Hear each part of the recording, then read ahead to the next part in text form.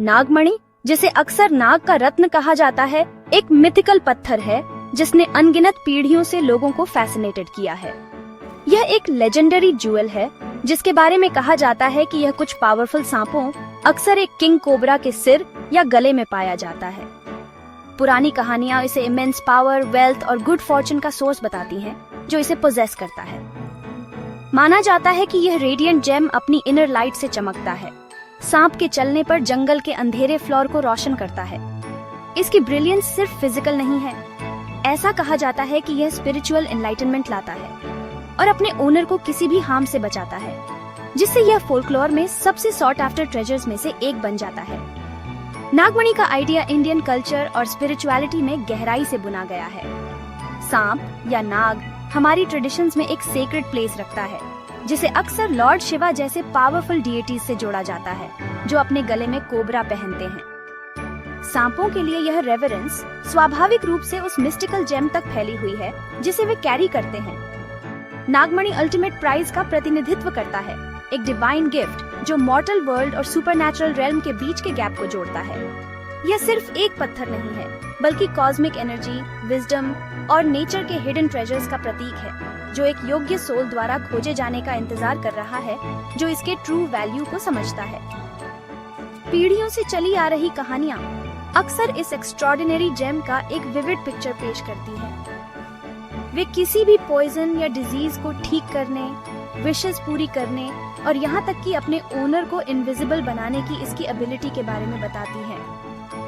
कहा जाता है कि यह जेम सीजन्स के साथ कलर्स बदलता है और फुल मून नाइट में सबसे ब्राइटेस्ट चमकता है। इस मैजिकल डिपिक्शन ने अनगिनत स्टोरी टेलर्स, पोएट्स और आर्टिस्ट्स को इंस्पायर्ड किया है, जिससे हमारी कलेक्टिव इमेजिनेशन में नागमणि का स्थान पक्का हो गया है। इसका अल्यूर इतना स्ट्रॉन्ग है कि आज भी बहुत से लोग इसके एग्जिस्टेंस के विचार से कैप्टिवेटेड हैं, यह सोचकर कि क्या ऐसी पावरफुल ऑब्जेक्ट वास्तव में रियल हो सकती है जो मॉडर्न वर्ल्ड से हिडन है। नागमणि की क्वेस्ट सिर्फ एक फिजिकल ऑब्जेक्ट की सर्च से कहीं बढ़कर है। यह एंशिएंट मिस्ट्रीज के हार्ट में एक जर्नी है।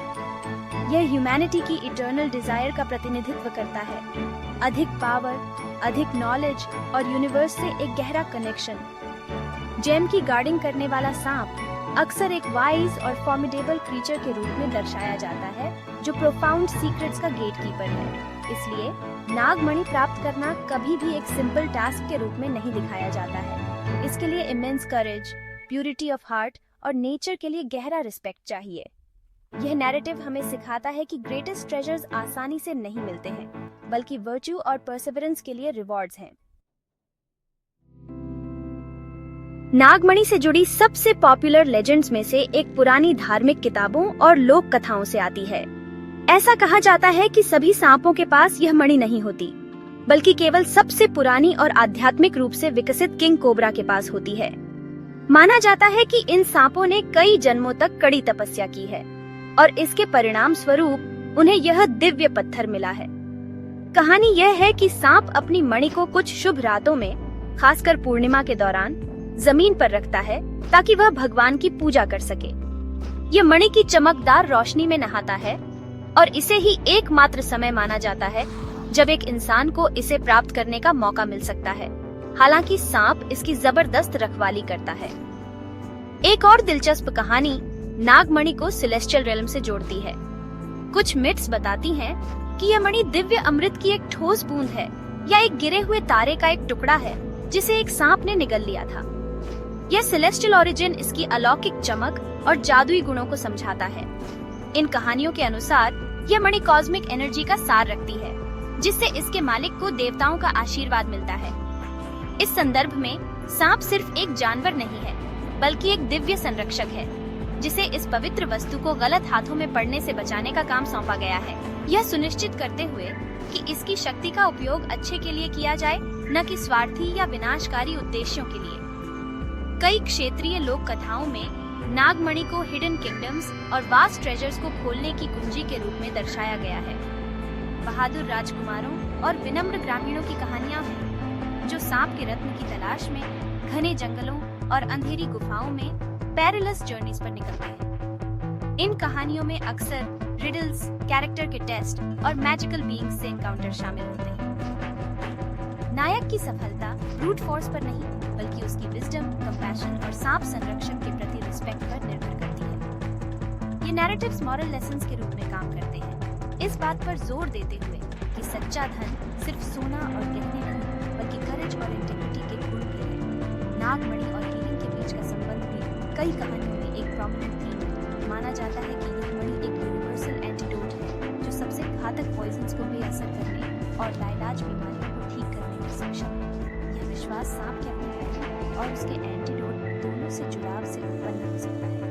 प्राचीन चिकित्सा और सिंबलिज्म में सांप जीवन और मृत्यु, जहर और इलाज दोनों का प्रतिनिधित्व करता है। नागमणि इसलिए इस ड्युअलिटी का अल्टीमेट सिंबल बन जाता है, जीवन देने वाली शक्ति का एक केंद्रित सार जो किसी भी अफ्लिक्शन को दूर कर सकता है, जिससे यह पुराने हीलर्स और फिजिशियंस के लिए एक प्राइसलेस आर्टिफैक्ट बन जाता है। लोक कथाओं के अनुसार नागमणि पाना एक बहुत ही मुश्किल और खतरनाक काम है, जो सचमुच भाग्यशाली या असाधारण रूप से बहादुर लोगों के लिए ही है।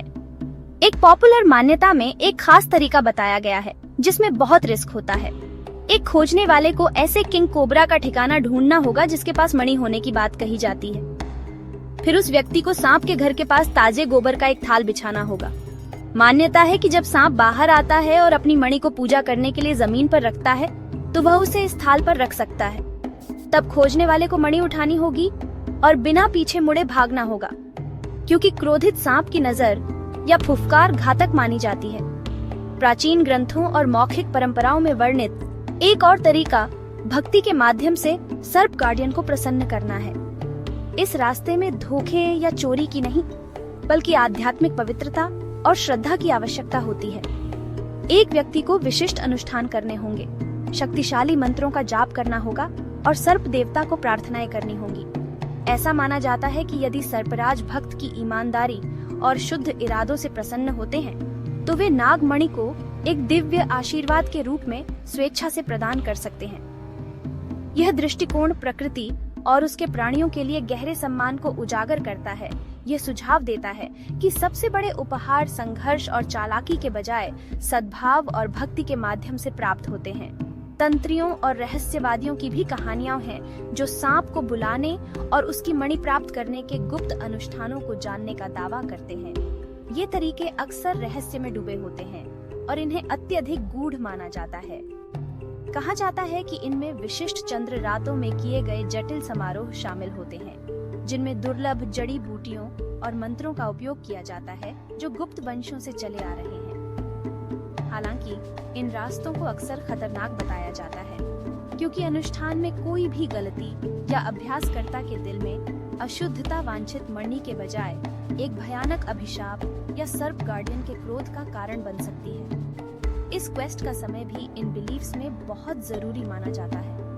ऑस्पिशियस पीरियड्स जैसे सोलर या लूनर इक्लिप्स या अमावस्या या पूर्णिमा जैसे खास मून फेजेस नागमणि को खोजने के लिए सबसे पोटेंट टाइम्स माने जाते हैं। माना जाता है कि इन सेलेस्टियल इवेंट्स के दौरान फिजिकल और मिस्टिकल वर्ल्ड्स के बीच का वेल पतला हो जाता है और सर्पेंट की शक्तियां अपने पीक पर होती हैं। एक सीकर को एस्ट्रोलॉजी और नेचर के साइकिल्स का गहरा ज्ञान होना चाहिए ताकि वह क्वेस्ट का प्रयास भी कर सके। ये इस बात पर जोर देता है कि नागमणि की तलाश के लिए कॉस्मोस की एक होलिस्टिक अंडरस्टैंडिंग की आवश्यकता होती है।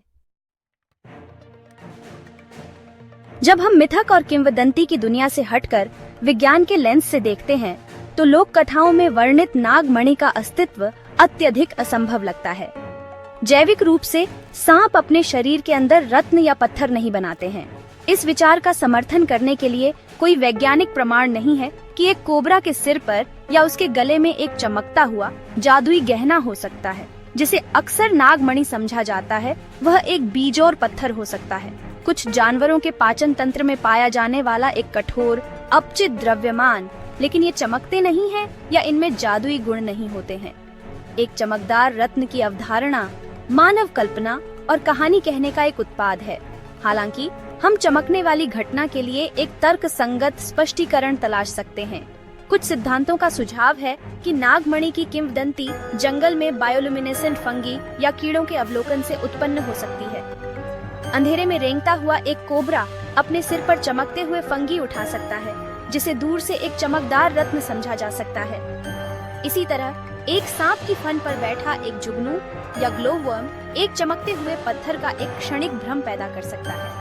समय के साथ ये सरल प्राकृतिक घटनाएं कहानी कहने के माध्यम से अलंकृत हो सकती हैं, जो आज हम जानते हैं कि नागमणि की भव्य मिथक में विकसित हो गई। नागमणि के मिथक की स्थायी शक्ति इसकी वैज्ञानिक वास्तविकता में नहीं, बल्कि इसके प्रतीकात्मक अर्थ में निहित है।